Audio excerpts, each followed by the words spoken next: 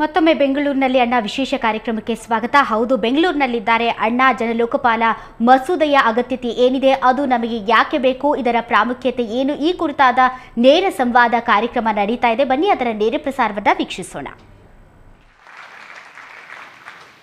As far as judiciary is concerned, we need to understand what we are proposing. Some people are saying that we are proposing that judiciary should be brought under the purview of Lokpal. We are not saying anything like that. One gets a feeling that judiciary will start reporting to Lokpal. We are not asking anything like that. We are not saying that judiciary will report to Lokpal. Judiciary, we strongly support independence of judiciary, and we are we respect our judiciary and we respect the independence of our judiciary. All that we are saying is that if today there is an allegation of bribery against a High Court or a Supreme Court judge, you cannot even register an FIR. You cannot even start investigation against the judge without receiving the permission from the Chief Justice of India. Now, in the last 20 years, I was talking to Prashant Bhushan in the morning, and he tells me that in the last 20 years, despite so much of allegations of corruption and despite so much of evidence available in public domain against some corrupt judges, permission has been given by the Chief Justices of all the Chief Justices put together only in one case. That means this system of getting permission from the Chief Justice of India before registering an FIR is actually promoting corruption and is serving to protect the corruption of the judges. This system has definitely not worked.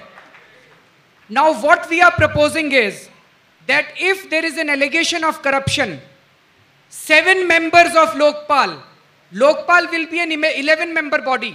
7 members of Lokpal in an open hearing should decide whether there is sufficient evidence to register an FIR against a judge or not. Is this system better, where 7 members will decide whether to start an investigation or not, or whether the system that exists today, where the Chief Justice of India grants permission to register an FIR? Which one is better to protect the independence of judiciary? We greatly respect our judiciary, we greatly respect the independence of judiciary, but all of us need to decide which is a better system to protect the independence of judiciary. Whether the present system is better or the system where 7 members in open hearings will decide whether an FIR should be registered or not. This is all that we are asking for. An impression is sought to be given in some sections of the media that judiciary will be covered under Lokpal. We are not saying that judiciary will start reporting to Lokpal. As regards bureaucracy, some people are saying that Lokpal should not deal with the entire bureaucracy. Lokpal should deal with only high-level corruption. If that be so, who will deal with low-level corruption? At Panchayat level, in public distribution system, in Narega, all these cases, where will a common man go to? So what we are looking at is a comprehensive anti-corruption system in our country, where a citizen can go and report corruption, whether it is high-level corruption or it is low-level corruption.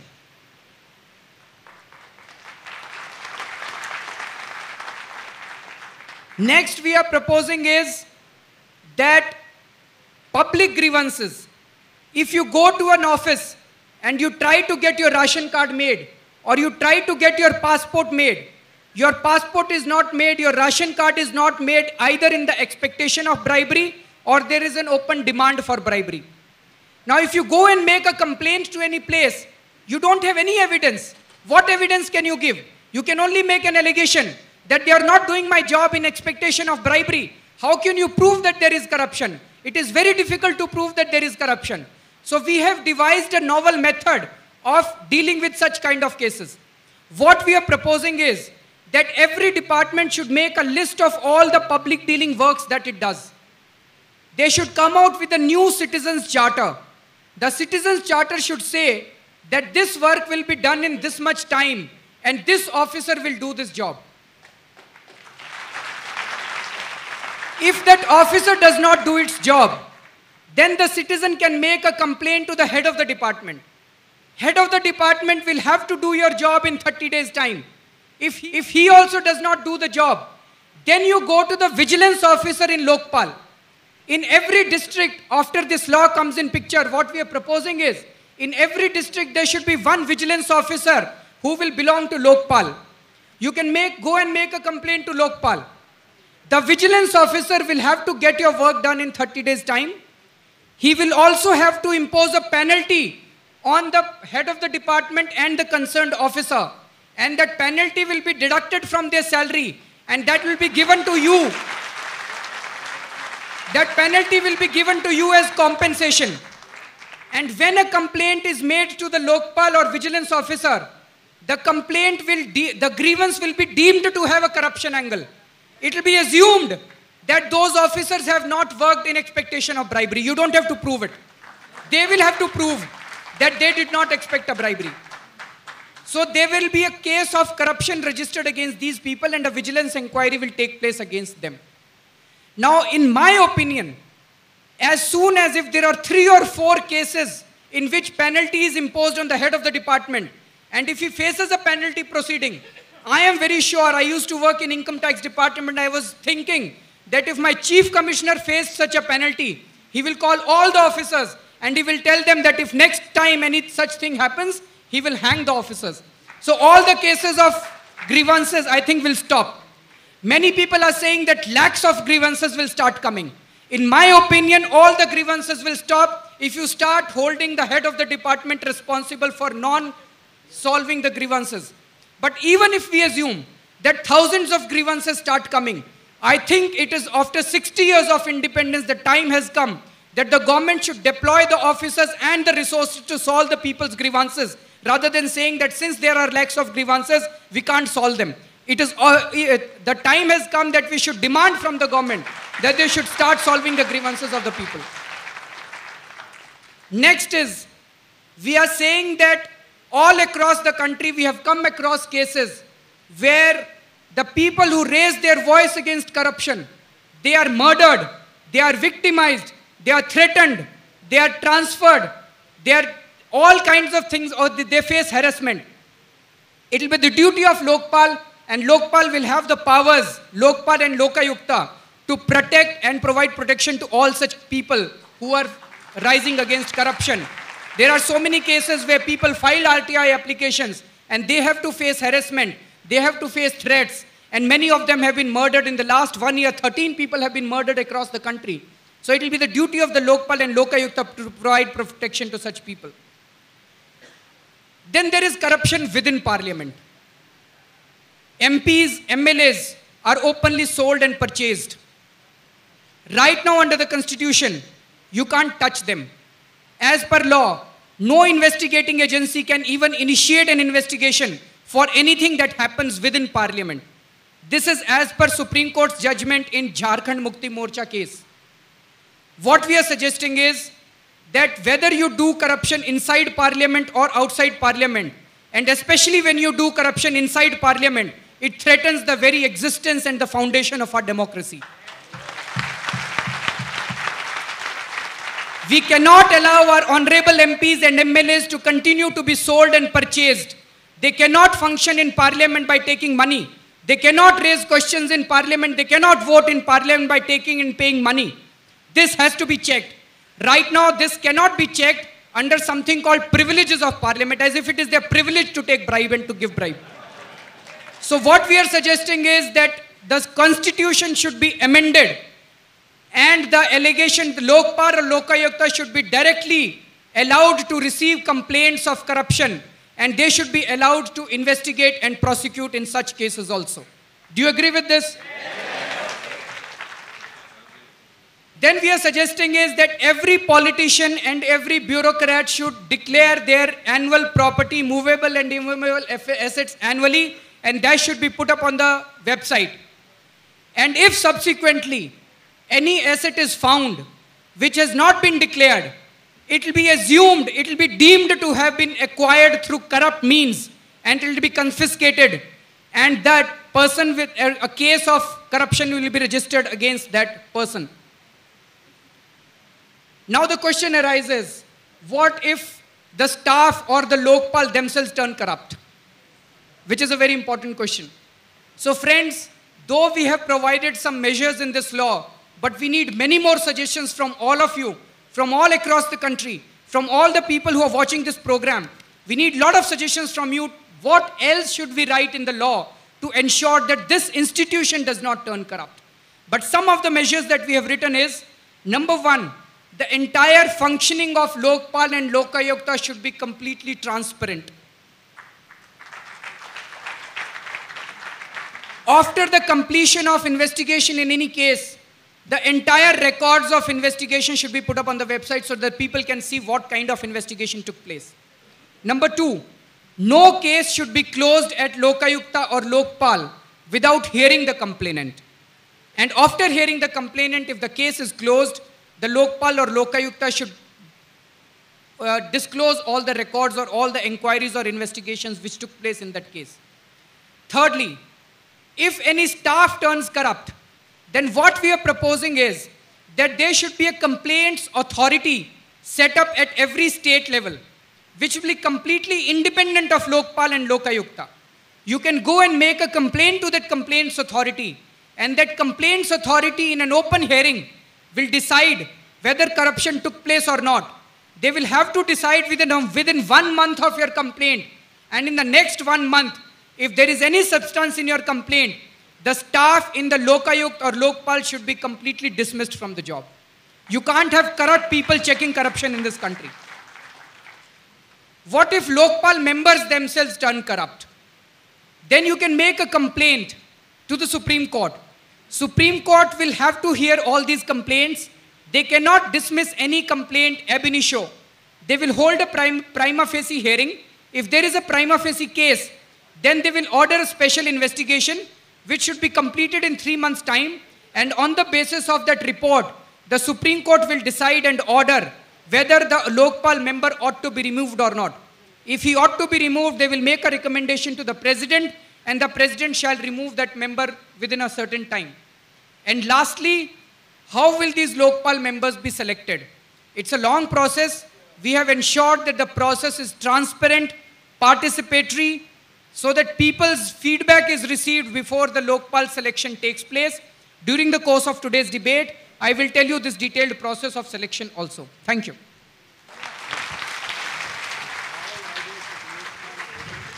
Thank you very much, Arvind, for enunciating the main points of the legislation. Why don't you say so? Anna Hazare ಅವರೊಂದಿಗೆ ನೇರ ಸಂವಾದದ ಕಾರ್ಯಕ್ರಮ ಮುಂದುವರಿಯುತ್ತೆ ಒಂದು ಸಣ್ಣ ಬ್ರೇಕ್ನ ನಂತರ.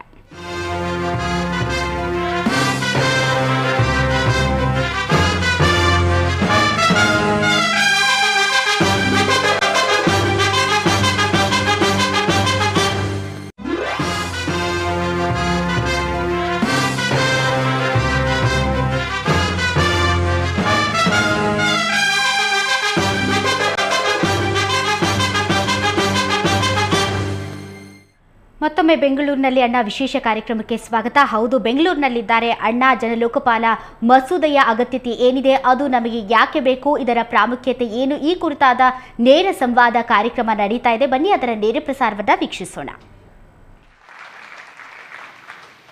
As far as judiciary is concerned, we need to understand what we are proposing. Some people are saying that we are proposing that judiciary should be brought under the purview of Lokpal. We are not saying anything like that. One gets a feeling that judiciary will start reporting to Lokpal. We are not asking anything like that. We are not saying that judiciary will report to Lokpal. Judiciary, we strongly support independence of judiciary, and we respect our judiciary and we respect the independence of our judiciary. All that we are saying is that if today there is an allegation of bribery against a High Court or a Supreme Court judge, you cannot even register an FIR. You cannot even start investigation against the judge without receiving the permission from the Chief Justice of India. Now, in the last 20 years, I was talking to Prashant Bhushan in the morning, and he tells me that in the last 20 years, despite so much of allegations of corruption and despite so much of evidence available in public domain against some corrupt judges, permission has been given by the Chief Justices of all the Chief Justices put together only in one case. That means this system of getting permission from the Chief Justice of India before registering an FIR is actually promoting corruption and is serving to protect the corruption of the judges. This system has definitely not worked. Now what we are proposing is that if there is an allegation of corruption, 7 members of Lokpal will be an 11-member body. 7 members of Lokpal in an open hearing should decide whether there is sufficient evidence to register an FIR against a judge or not. Is this system better, where 7 members will decide whether to start an investigation or not, or whether the system that exists today, where the Chief Justice of India grants permission to register an FIR? Which one is better to protect the independence of judiciary? We greatly respect our judiciary, we greatly respect the independence of judiciary, but all of us need to decide which is a better system to protect the independence of judiciary, whether the present system is better or the system where 7 members in open hearings will decide whether an FIR should be registered or not. This is all that we are asking for. An impression is sought to be given in some sections of the media that judiciary will be covered under Lokpal. We are not saying that judiciary will start reporting to Lokpal. As regards bureaucracy, some people are saying that Lokpal should not deal with the entire bureaucracy. Lokpal should deal with only high-level corruption. If that be so, who will deal with low-level corruption? At panchayat level, in public distribution system, in Narega, all these cases, where will a common man go to? So what we are looking at is a comprehensive anti-corruption system in our country, where a citizen can go and report corruption, whether it is high-level corruption or it is low-level corruption.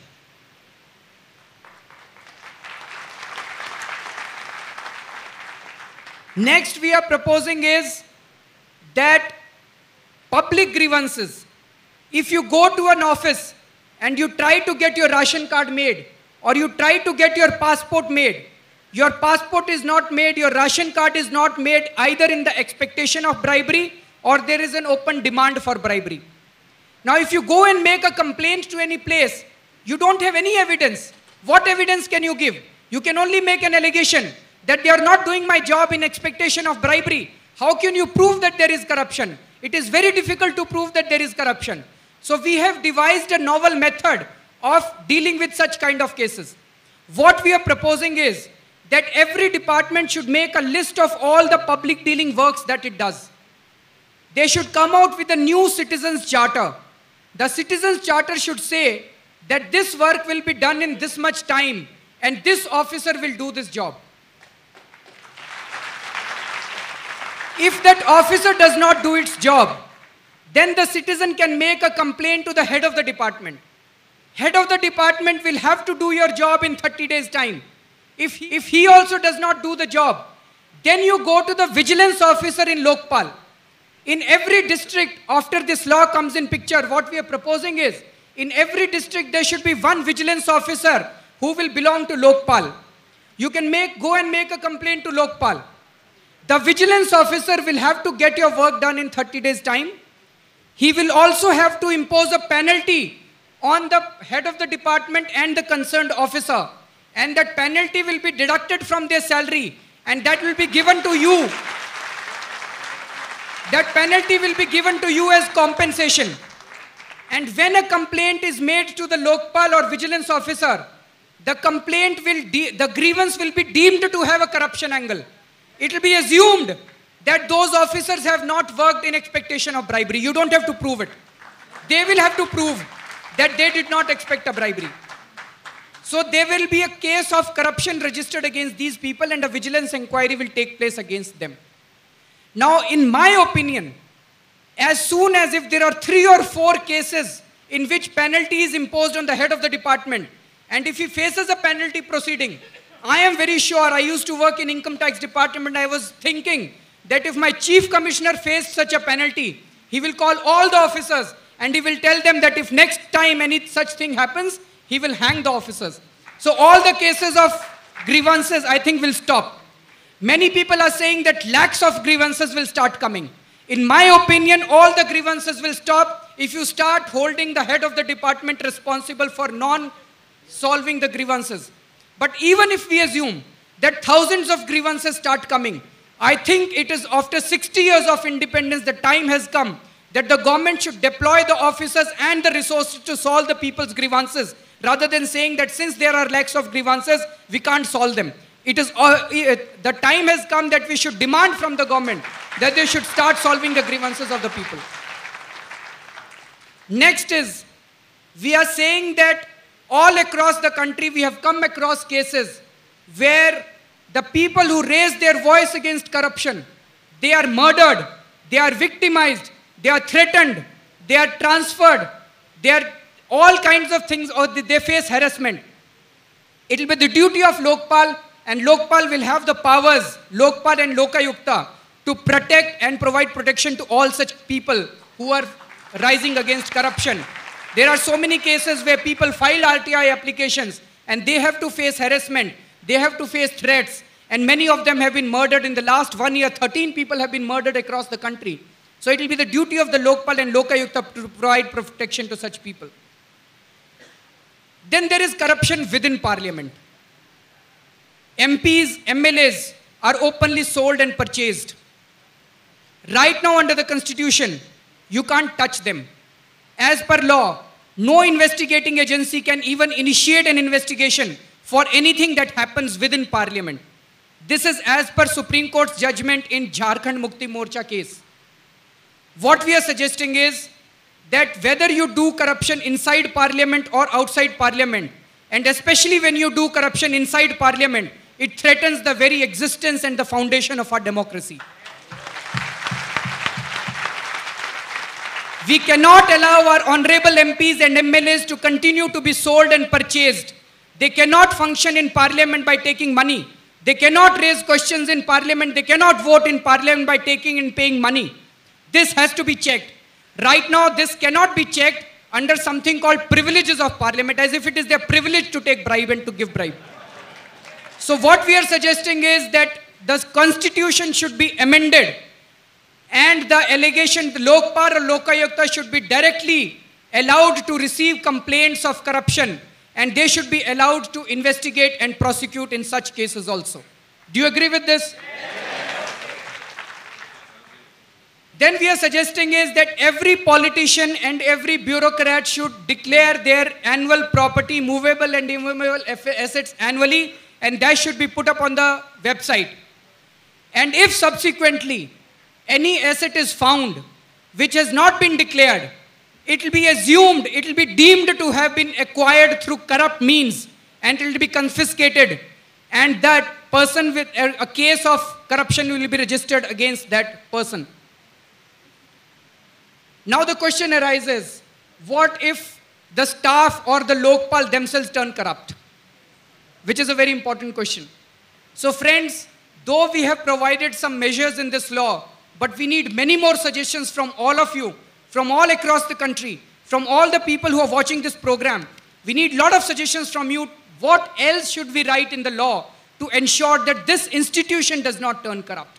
But some of the measures that we have written is, number one, the entire functioning of Lokpal and Lokayukta should be completely transparent. After the completion of investigation in any case, the entire records of investigation should be put up on the website so that people can see what kind of investigation took place. Number two, no case should be closed at Lokayukta or Lokpal without hearing the complainant. And after hearing the complainant, if the case is closed, the Lokpal or Lokayukta should disclose all the records or all the inquiries or investigations which took place in that case. Thirdly, if any staff turns corrupt, then what we are proposing is that there should be a complaints authority set up at every state level, which will be completely independent of Lokpal and Lokayukta. You can go and make a complaint to that complaints authority, and that complaints authority in an open hearing will decide whether corruption took place or not. They will have to decide within 1 month of your complaint, and in the next 1 month, if there is any substance in your complaint, the staff in the Lokayukt or Lokpal should be completely dismissed from the job. You can't have corrupt people checking corruption in this country. What if Lokpal members themselves turn corrupt? Then you can make a complaint to the Supreme Court. Supreme Court will have to hear all these complaints. They cannot dismiss any complaint ab initio. They will hold a prima facie hearing. If there is a prima facie case, then they will order a special investigation which should be completed in 3 months' time. And on the basis of that report, the Supreme Court will decide and order whether the Lokpal member ought to be removed or not. If he ought to be removed, they will make a recommendation to the President, and the President shall remove that member within a certain time. And lastly, how will these Lokpal members be selected? It's a long process. We have ensured that the process is transparent, participatory, so that people's feedback is received before the Lokpal selection takes place. During the course of today's debate, I will tell you this detailed process of selection also. Thank you.